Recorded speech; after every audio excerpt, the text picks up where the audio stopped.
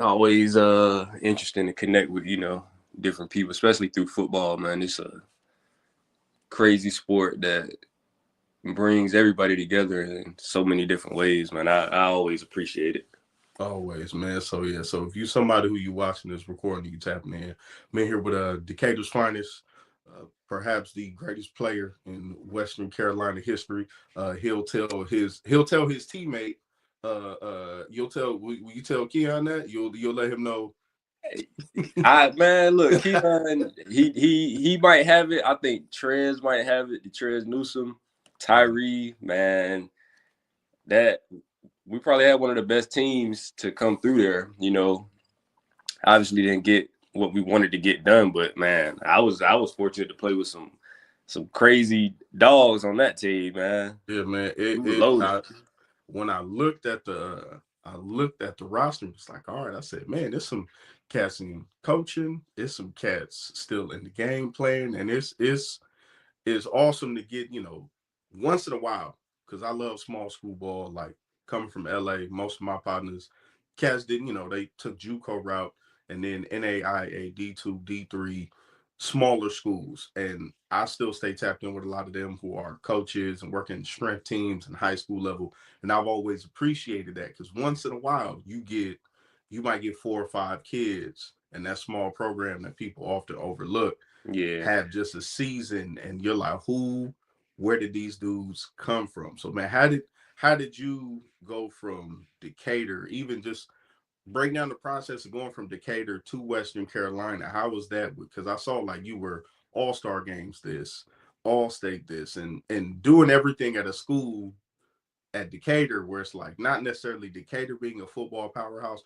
but who y'all were playing. Like I've been down here 4.5 years. You know what's up. I see who Decatur has to run up against. So how was that for you coming from that school and getting, I mean, did you receive the looks coming out of high school going against that level of comp just in that area of Georgia? So basically, at the time, Decatur, like you said, Georgia football. For those who don't know, at that time, it went up to 7A. Like right now, it goes up to Uh, 6A. So at the time, Decatur, we were 2A and then we were 3A. So you talking about like lower level in terms of like in a state that goes all the way up to 7A. 7A schools in Georgia, you already know what's up. They look like mini colleges. yeah. They got a bunch of students. Obviously, with more students there, you're gonna have more talent there. So, we down there in 2A and 3A, and we dominating. I'm not the only one on the team that was dominating. We got dogs on the team, but from a college scout's perspective, it's like, well, you're not really playing nobody. Like you doing amazing thing, man. I broke a record. I don't even really talk about this. I broke a record for the state of Georgia. I had 325 yards and receiving In yards in a game. in a single game. In a single game, and I didn't play the first quarter. Mm, I got suspended for doing something stupid, and I didn't play the first quarter. so Like I you said, I don't even really talk about this probably kind of stuff, but legit probably could have went for, man, but I would have went for 400. 420, I would have went for 415 kind 400. of game. First play checking into the game was like a 70-yard touchdown bomb. Like, what are we talking about? So you got people coming in there that's saying like, man, you're doing some amazing things, but you're not playing nobody. Like, who are you doing this against? And I'm like, I mean, as a kid, you thinking like, well, what else am I supposed to be doing? Like, Right. just going out You here and playing football. you can only play the competition that's in front of you. And it's the same thing to this day. You control what you control. I can't control who's out here. But so as the process was going on, senior year comes in and it's nothing but D1 schools coming through. I'm barely in class senior year because I'm just talking to scouts all the time. Right. And they basically saying the same thing, like, yeah, man, we love you. We'll offer. Some of them offer, some of them are like, okay, we want to see a little bit more. And then it got to the point where Western was kind of like, Coach Elder, I'll never forget, man, my wide receivers coach, my first year there. Once he came in, it's kind of like the connection just hit. Once I met him, I met Coach Glenn, our offensive coordinator. And then by the time I went on a visit, when I met Coach Mark Spear, it's kind of like, man, I just fell in love with it. It was pretty close to home. It was different from being in the city. Western Carolina is in the mountains. So that whole process of just going through the recruiting, visits, meeting the coaches, kind of seeing what was there, what we were progressing towards. Man, we fell in love with the Adidas jerseys that they were about to get. We signed a big Adidas deal once we got there. Like all that kind of stuff just made me personally just feel like it was home. And once I got there, I was fortunate enough to meet an amazing coaching staff, amazing players, lifelong friends, all that. So it kind of just felt like home. And when you get that feeling as a recruit, young man growing up into a young college athlete, once you get that feeling of home, you can't really beat it. You can't beat that. Yeah, which is, I mean, I hear that, man. The you seem like you have a lot of enthusiasm for Jackson County. So like Decatur and Jackson County, that section of Georgia or that section of North Carolina, still had that feeling of as if you never really left. And see, the thing is, like Jackson County is so relaxed and chill, and obviously Decatur is like we on the east side, but we're not like in the heat of being in like Yeah, downtown Atlanta. yeah, So it's Atlanta. like it's still a more chill vibe here, which I mean you can get on the highway and be downtown in a minute. So it's not Right. like you just so far away, just like kind of how Jackson County was. Like, I mean, you can get to Asheville, I think it was Waynesville, all these a little bigger cities. Yeah. You can get on the highway and get there in a few minutes. So it always felt like, okay, if anything was going on, I could easily drive back and come home to Atlanta in 2.5 hours. I could go to Charlotte, which was about, I think, 3.5, 4 hours from Jackson County. So it always felt like anything was a little too chill and boring for you. Yeah. You can just get on the highway and just go Get do in the something car real and quick. yeah, catch a movie theater, hit your Target, hit your mall, do whatever you need. I think that's the light that you shed on that is important because you said it's still short drive, all the amenities that you needed were like, hey man, I could just hop in the car and I Real could go and quick. get these things in that home field. Now I speak to a lot of high school kids and my partners who are coaches. There's been kind of a slide away from that. Not necessarily just with the introduction to NIL, because it's nothing new. I mean, you're a class of 2012 or a class of 2011 when you graduated. 13. 13. Yeah. So even you graduating class of 2013, you can see people kind of. It's always been the allure of the big school, the major programs, but Yeah. now with NIL and everybody looking for the bag, it's I'm not. I'll always want to see young men, specifically young melanated men, get the opportunity to get paid and not have to do it like so many people who I grew up with in LA have to do it by other means. Yeah. So, but even still, you have kids who I think it's low key, a certain extent, of delusions of grandeur. Like I've met kids who legitimately, I'm like, you are every day on Twitter. I tweet the same thing. Today is the day that you stop telling those small schools and those NAIAs no. Like I Yeah. know kids right now who are New Mexico Highlands, looking them in the face. Shaw University in North Carolina. Hey man, we'd like to give you 60, 70%. We want to give you a split of our 40 to 50 scholarships. And they going, man, I don't really know, man. I really think, I'm a North Carolina State kid. I really think I'm a USC level kid. And it's like there's you got to be real. So I mean, with from your experience in recruiting and even college and that feeling of home, what emphasis would you give to like a young person? Because now the recruiting period is over for like big schools D1, but D2 and AIA D3 still open. What's some advice or guidance that you would give them from a standpoint of, hey man, maybe take this avenue, maybe review this before you automatically tell the school no or start ignoring? I would emphasize to them that the point you end up at right now is not the end all be all.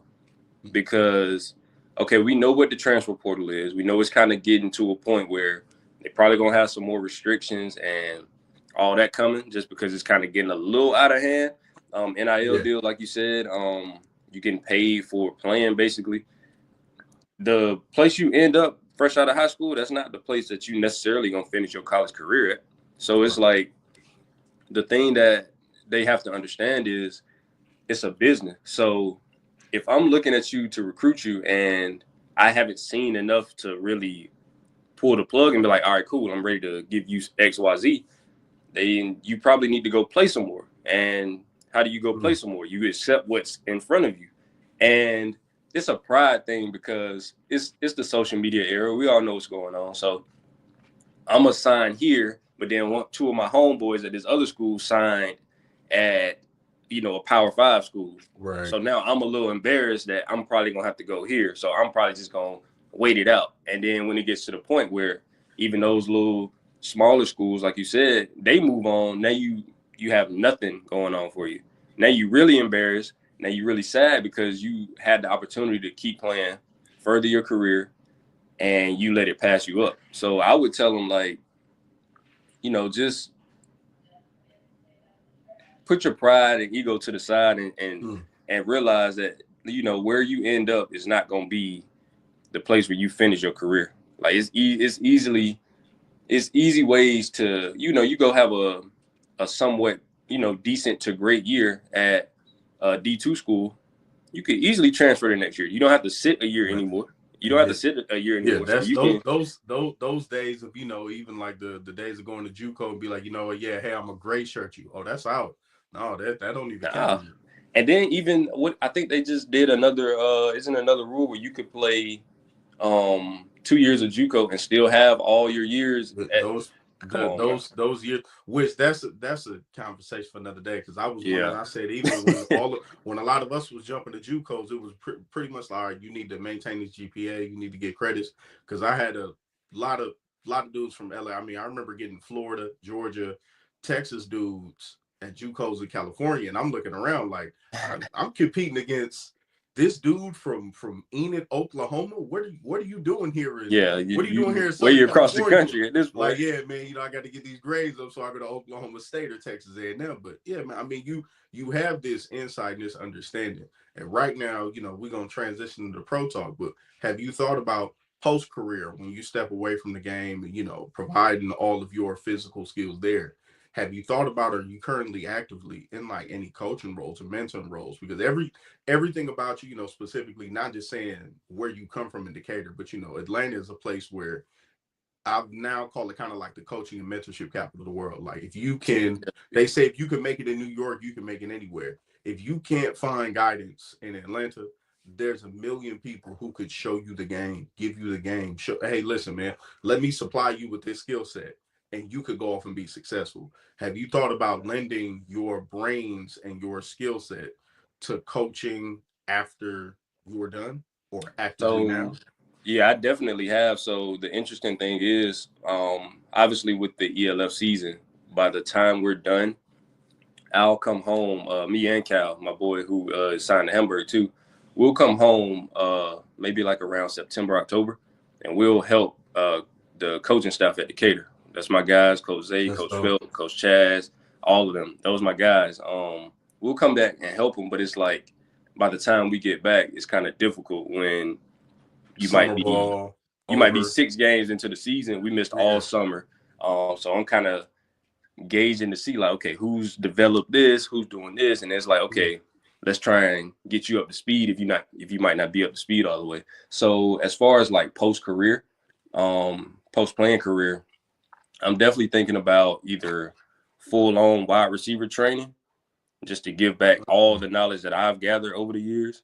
If I was to seriously go into coaching, I might would possibly think about college, just because the the the recruiting aspect, the development men aspect, it kind of appeals to me a lot. So I'm probably gonna lean more towards training with my little QB friendly slogan and all that. I'm probably gonna go ahead and blow that up. Man, listen. But Trademark it now.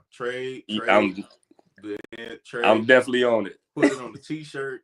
Trademark it now. Do all of that, man. As the old folk in the church say, baby, you got to write the vision. You just got to Yeah, make it plain. You got to, yeah. man, put it down. Do it all. I'm probably gonna do that before I even get to Hamburg in Good, April. So good, I'm man. on that.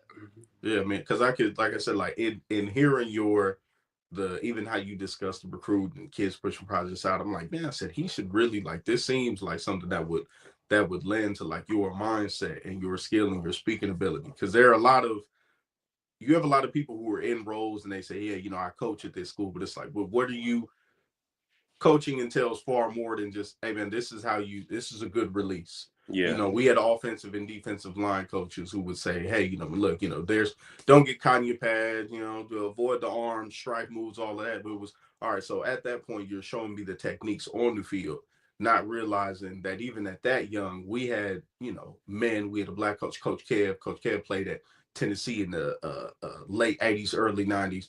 And Coach Kev's thing was, even after practice was over, where you going? What you doing? We knucklehead kids, LA, Long Beach, Compton, San Pedro, hey, where are you going? Make sure you here. Do you got to get to the train to get home? Let me take you to the train. Yeah. And I realized, now looking back, okay, that was a coach because it wasn't just on the field. It carried over to off of the field. Are you productive in the classroom? Are you a contributing member to society? Are you overall a good citizen? Not Yeah. just, hey man, what could we get out of you on the field?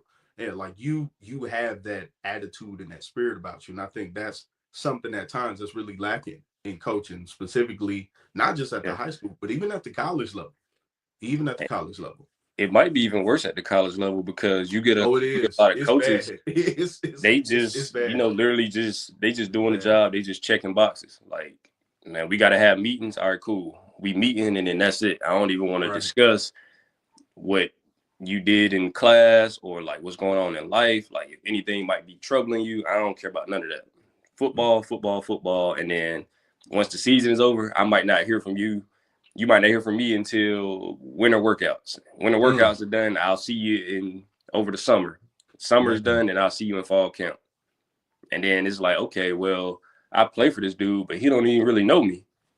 And then you not at that point, you're not really getting everything out of yourself as a player when you don't really want to play for this coach who you don't even really connect with. He's just Because a dude in here. there's been no genuine investment. It's just game. It's just ball. It's like, hey, lock in. Yeah, lock in. But what about my mental health? You know what I mean? There's I think, and because he's his name, like Dion, doing stuff for like Coach Prime, doing stuff for young men who are having kids and coaches being invested. I'm like, you see it, but I'm like, there are hundreds of coaches like that who don't get as much of the accolades, but realistically, I'm like, this is what you want in a coach. And I think people are so busy now chasing the bag and like you said, the pride of, hey man, I'm signing a scholarship and I'm going to, I know a young man right now, I'm waiting for him. I want to see if he'll come on to announce, but good kid, neighborhood kid. And he reached out and was, he said, hey, I know, I said, yeah, I know, one of the analysts at Oregon State. I said, but right now, I also know a head offensive line coach at this D2 that's offering you. Yeah. I think that is where you should go because you need development. Don't worry about the name. And he's kind of torn because people around him are slightly bigger schools. And I'm like, but I'm like, I also know this coach at this D2, that brother's really going to give you time. He's Yeah. really going to check in with your parents. He's going to be, like them old school parents who Need would it. show up to your school when you weren't. He's going to be that person who, even if it doesn't pan out for you long term professionally on the field, in that 1%, you'll be in that other 99 that goes off to be successful in whatever it is that you do. That's what it's about, for real. Yeah, man. So that's coaching. That's early Decatur life. Now, what makes you go when you get out of Western Carolina? You graduate from Western Carolina, you go, all right, pro football it is. What made you decide to jump into the levels of the pros and go, I don't want to, I don't want no job right now. Like me, I ain't trying to go clock in quite yet. Yeah. What made you go into the pros, and specifically, how did you arrive in, the passport football bros game? How did that? So basically coming out, this was like what 2018. Uh we had our pro day. I remember me and Trez went to um Appalachian State, right? So we had a pro day. It went kind of I remember I messed my hamstring up pretty bad. I think I tore my hamstring. So that was kind of like an iffy start to getting seen by the professional world. The 40, was it the 40 time or just the overall workouts?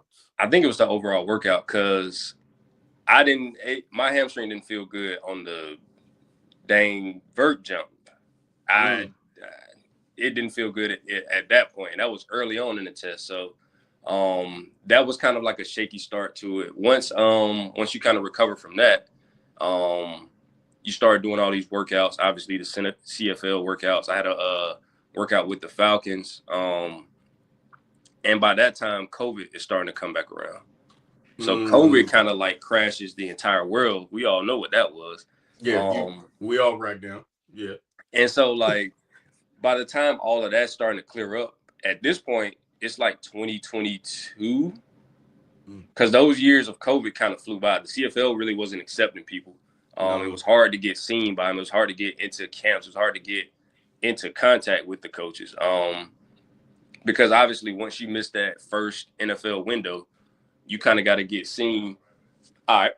You kind of got to get seen by other, leagues and stuff so you can get back to that level. And the COVID, out on the CFL, I really didn't want to do arena. It really didn't fit my kind of like style of football that I wanted to play. Quarterback friendly. Yeah, like, I want to take the top off, man.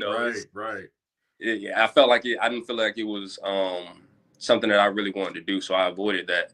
2022 comes around, and like I said, I haven't played since 18, and basically I'm just posting videos all the time, workout videos, running routes, doing all types of stuff, and people start catching on, like, man, like, why are you not playing nowhere? Like, what's going on? Have you thought about playing outside of the United States? And I was like, I haven't really thought about that. They have leagues, I'm asking all the questions, like, is it safe? They have leagues outside of the U.S. Like, is it legit? Like, what's going on? Like, what do you? My man says he was. I got to make sure. Like, y'all not saying to me. Like, what are you asking me? I mean, it's the same thing. I mean, hoopers, dudes who I know who hoop, the same thing. Hey, man. So, hey, have you thought about? Might not be able to go to Canada. Might not be able to go to. Hey, you thought about going to Puerto Rico? You thought about going to Greece? So, I mean, of course, you think that with basketball because basketball is a quote unquote international game. It's an international sport. For football, you like they playing American football and. In Italy, in Germany, like I go to. Like, what are you asking? I go to Prague and play football, like not soccer, football, like real American football contact. But so 2022 hits, and I go down to Mexico. And this was the Soy family. It doesn't exist anymore. It's all part of the LFA down there. I go to the Soy fam, literally. Coach hits me up and was like, man, like, we're looking at your profile. Like, there's no way you're available. Like, are you trying to come down here and play? And I'm like, like, you got to give me a lot more concrete details about this stuff. So basically, there's no way you're available. So they saw the tape and realized I think that was a really nice, kind way of him saying, we got to sign this dude. Like, we need you right now. So basically, I get on a plane, go down there. It's kind of like, it's shaky. My folks are like, man, what are you doing? Like, where are you going? I go down there and sign, and then I think we have a game like that weekend. I think I get there on like Wednesday. Jeez. We have a game that weekend. I go crazy. Like, first catch, I think, was like a one-handed diving catch for like a 50-yard gain. Scored a little touchdown on a jet pass, just catching a whole lot of passes and all that. And it's like, man, I ain't played in 4 years at this point. Y'all gonna feel me. And like I said, I'm always humble and chill. I don't really talk trash or nothing. But that day, I'm like, man, y'all gonna feel me. Man, what did Ludacris say, man? Back for the first time. You see what I'm saying? Like I never left. And like that kind of like sparked it. And then at that point, because the ELF was in, I think this was the second year of the ELF. So I went crazy in Mexico. And then as soon as that season was over, I went to Istanbul in the ELF. This was when Istanbul was still in the ELF. Same year, 2022. So I played 8 games in Mexico, finished the full season because it was only 8 games. And then I went straight to Europe. Go to Europe with my boy Zay, quarterback. And we go crazy. I'm talking about 6 games played, 830 yards, 8 touchdowns. Y'all was putting up like 03 Hawaii football numbers. We was putting up college football 25 numbers. Y'all was out there in Texas. Y'all was Mike Leaching it in a half season. And like at that point, I'm like, dang, like because I had opportunities obviously earlier on before 2022 to leave and go play outside of the country. I tried to, But COVID was, obviously a thing, so I Yeah. couldn't get across seas. But at that point, I'm looking like, dang, man, like I could have been doing this. I could have had more film and possibly, came back to the States and played.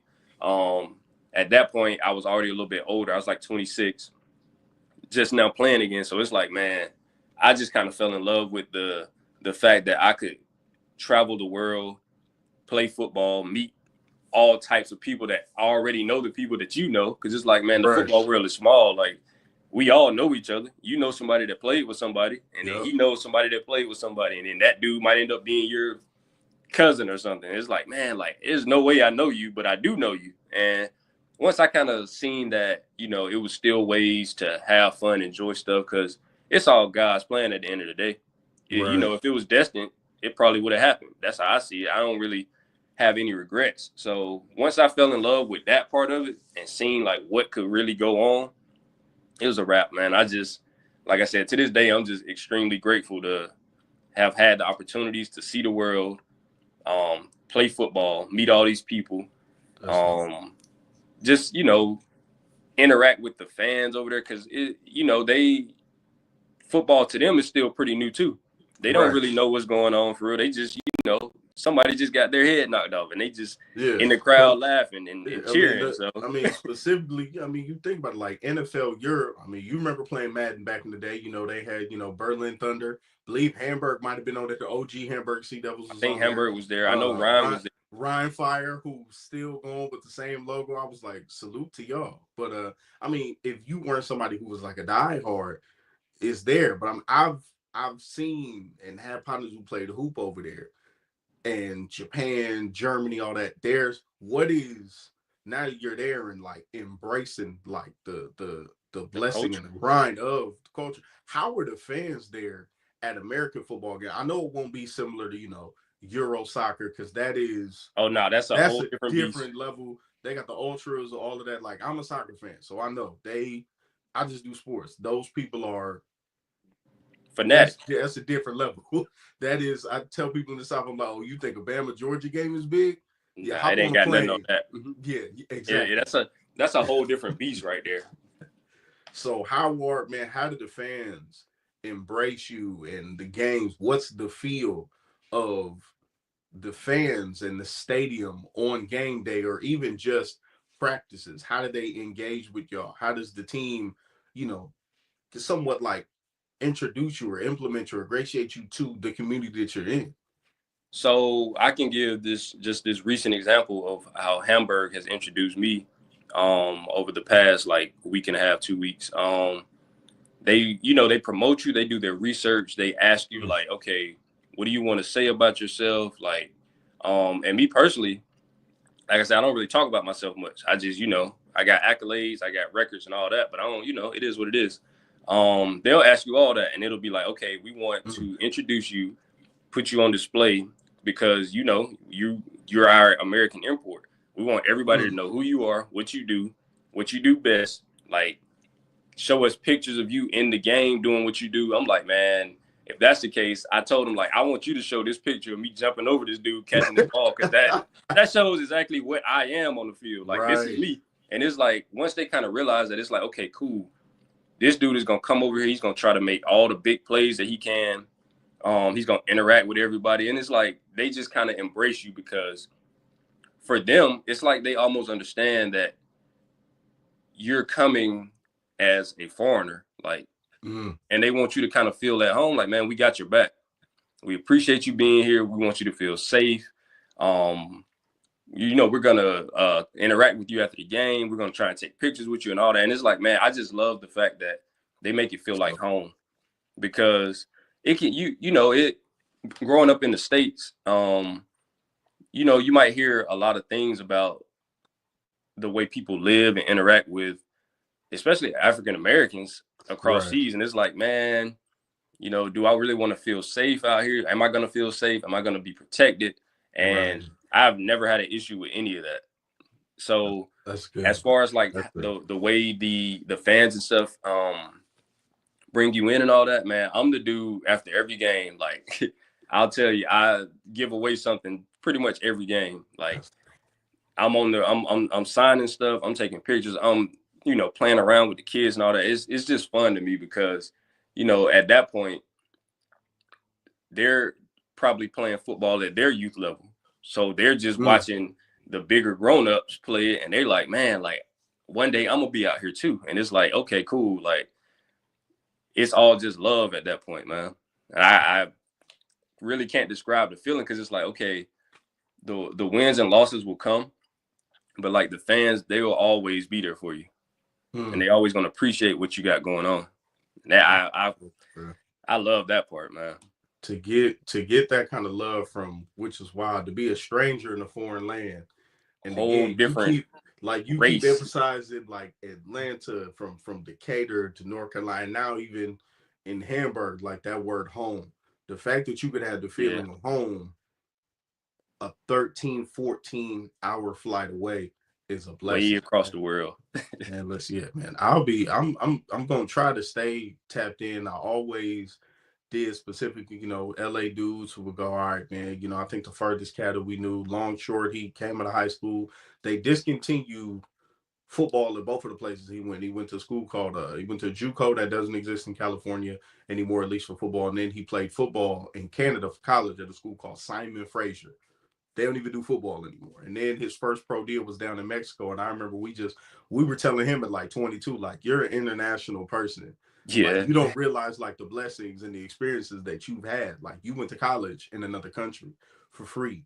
You played Uh-huh. ball like in Mexico. Whenever it was like, bro, like that's a like you, but he became more cultured. And that's like a young black male. He was like, my perspective on life, bro. Like now in his coaching and speaking, he's like, it's totally different because I was able to get out there young and see, man. So even the fact that you as a black man are able to say, I'm moving in these spaces and to say, hey, listen, if you're watching this and you like young black kid, you look for opportunity. If you got it, because you got to have the skills. I've watched the tape.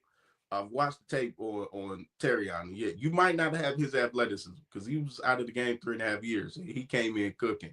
You might not have his vert. You might not have his release, but yeah, man, there's opportunities out there. So I'll wrap with this, man. As the season comes up, what are you looking forward to the most, and kind of highlight? Because I was like, all right, who's the quarterback? Like, I went to the Italian Bowl the last time I was in the States, and I've been watching they called the Parma Panthers in Italy. And I also watched, I know it's a kid who had like a stint with the Raiders who just signed like a day or two ago somewhere Um, over in the Euro League. And I'm like, okay, man, I said this, I'm expecting, some of the I said I was like, I would fireworks expect this year. some of the, yeah, I mean, there, man, I'm really like I'm always interested. That's why I said I'm very interested in the journeys that people take to get where they are, specifically like in professional sports. Because people, similar to college, people just think, oh man, if it's not the NFL, that's it.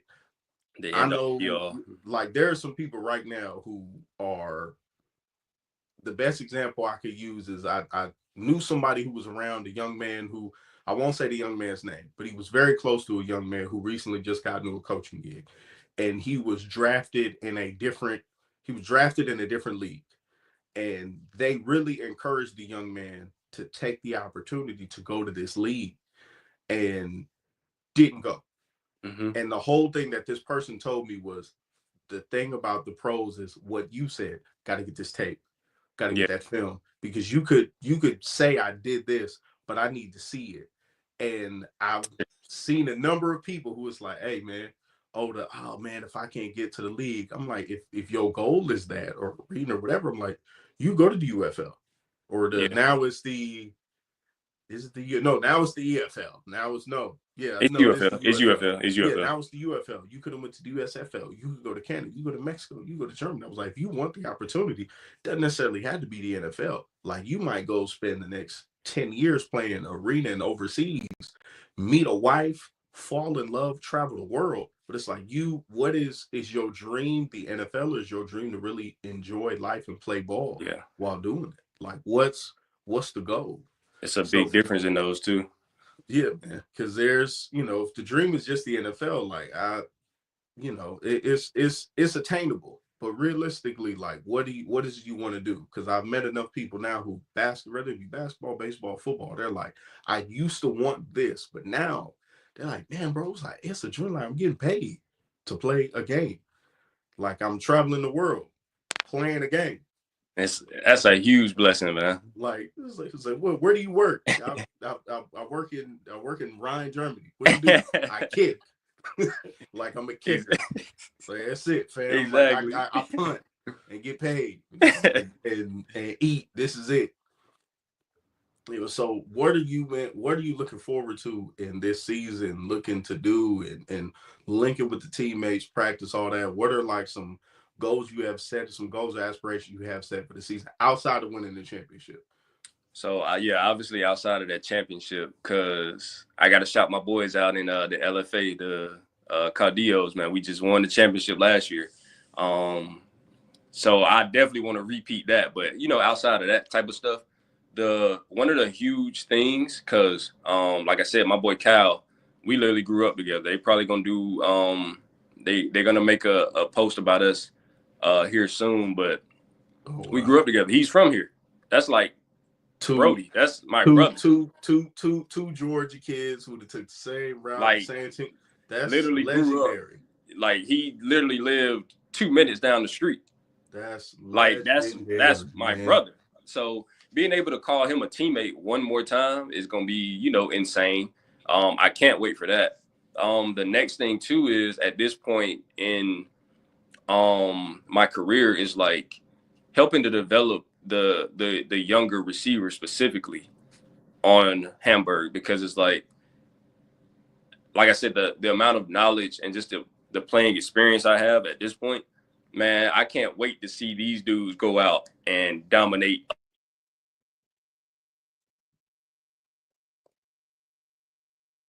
Oh, they got lost here. Hold on. You back? There we go.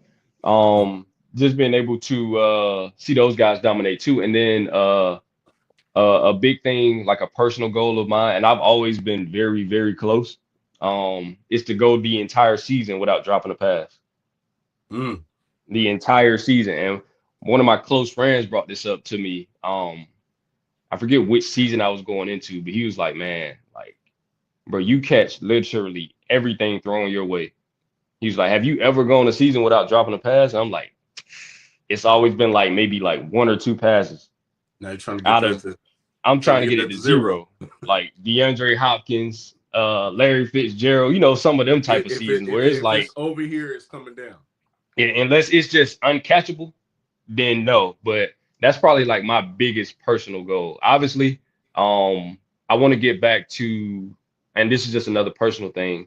I want to get back to that season, the season statistics I had with Istanbul. Like obviously having 800 yards in 6 games, that was the league lead. That was like 130 yards per game, like 20 something yards per catch. Like if I can get back to that, then I would be, proving to myself that, I'm one of the biggest big play threats ever. You know what I'm saying? And if I can do that again, then that would be great. As far as this team goes, man, like I said, I'm ready to connect with the brotherhood that's already forming over there, because that's so big in Europe where it's like you want to feel like we're actually on a team. Like we're not just some hired mercenary coming over here. It's like, oh, I don't really care about nothing you got going on. I'm just here to catch here to get touchdowns. numbers. Yeah, I'm here to get numbers. I want to be able to say like the games where I don't go and have 100 yards. Like, man, I only had 50 yards today, but guess what? My boy had 150. And I'm in the end zone celebrating with him every single time. It's like the brotherhood that's going to form. That's what I'm looking forward to the most. To where I know he knows that I have his back, to the point of where I'm not complaining about anything. As long as we in this game, even if we losing 14 points in the second quarter, we all know, we look at each other like, hey man, it's time to go. We got to come back. Right. And when we come back, we're going to celebrate because we were all part of this victory. That's what I'm looking forward to the most. Real brotherhood, real team definition, camaraderie. Yeah, man. I like the fact that you said we're not just here to be hired mercenaries. We're not here about, oh yeah, man, the numbers is cool, but that family, that home, that brotherhood, that camaraderie, that shared bond, at the end of the That's year will that's matter. major, man. That's what I'll be thinking about a lot of times. It's like the numbers are gonna come. I'm not, I'm Right. never been a numbers guy. I just do what I do, and we get to the end of the game. They like, dang, bro, you had 280 yards. It's like, oh, my bad. Yeah. I was Because just your having mind is, fun. yeah, but I mean you having fun, but then again your mindset is, and we won. Like That's what I'm trying to say. and we won. If I do that in a loss, man, what are we talking about? I don't Right. really care about that. Man, That you a hell of a teammate, man. I Hamburgers, try to man. be. Hamburger and it's going. I'm Hamburger earned the fan. I'm gonna keep an eye, man. I'm gonna hold you. I love that right there. I'm gonna be your accountability coach, good brother. If it's any drops, but Please let me know. hit that text in that DM like, hey fam, Hey, what was that? hey, what's going on here? What was that? They hit Be both like, hey, hands. yeah, be What you like, hey, doing? be like, every I used to listen to what wide receiver coaches said. I was always too big to be one. It hit you in both hands. It hit you in M- both hands. Million dollar What are you route, doing? 10-cent It's a finish, 10-cent man. fingers. You out here playing around. Man, listen, be like all Jesse Owens speed, hands of bricks. Be like, you can't it. And man, But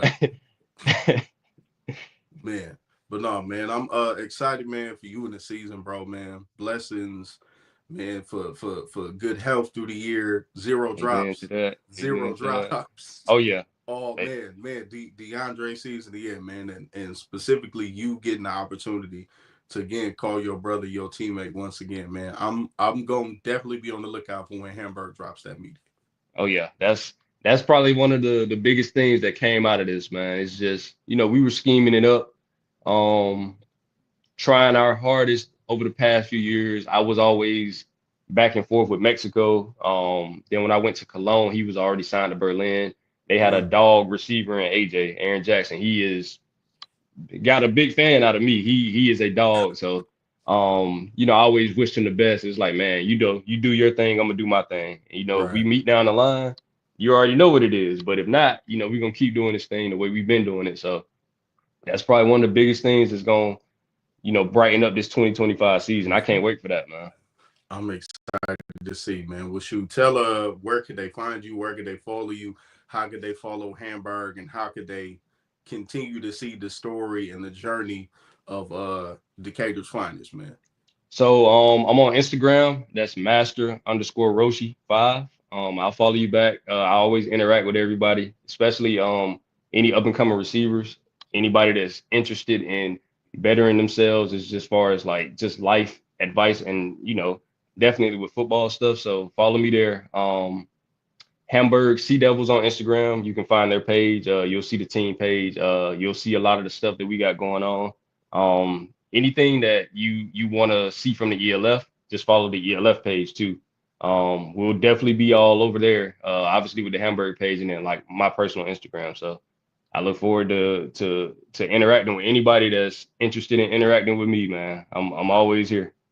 Man, like and follow, like and follow, like follow. You got to get a Twitter too, bro. If nothing Oh, else, I forgot about the Twitter. I was about to say what? My Twitter is T Robinson TV Okay. at T Robinson TV. So I definitely Somebody stole the Master Roshi 5.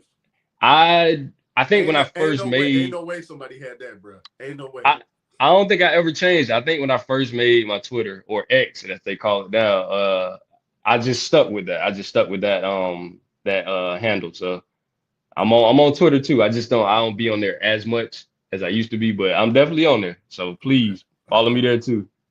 Let me see. Get his likes up. But no, greatly, man. Appreciate the time, man. I'm gonna let you because I know you. This man is a grinder. He's on his way to run routes Oh and yeah, work you out. already know what's up. And yeah. Listen, he's on the grade, man. But brother, I greatly appreciate your time, man. I'm gonna let you get to it and looking forward, man. I'm gonna catch up with you, man. Interested in catching up with you and your brother before the end of the season is over, Yes, man. sir. I'm looking for that camaraderie on the field. And I'm looking for that chip. I'm excited for y'all, Oh, man. we I'm we we excited. we working, man. I definitely appreciate you taking the time to do this interview, man. It's amazing, like I said, when you connect with people that have been around the same circles that have the same interests, man. It's Oh yeah, man. this conversation, man. This was great. This was, a great thing on a Friday, man. This was amazing. Good, man. We'll be blessed, man. Before you leave out, bro, I'll probably Sir, run you into you too. at the Kroger. Hey, look, Publix or somewhere. Be like, I see you at the Publix, man. That's funny that you down here in Georgia too, man. But Listen, man. you definitely So stay blessed too, man. I appreciate you. appreciate it. Terryon, have a good one, man. You too, man. Thank you.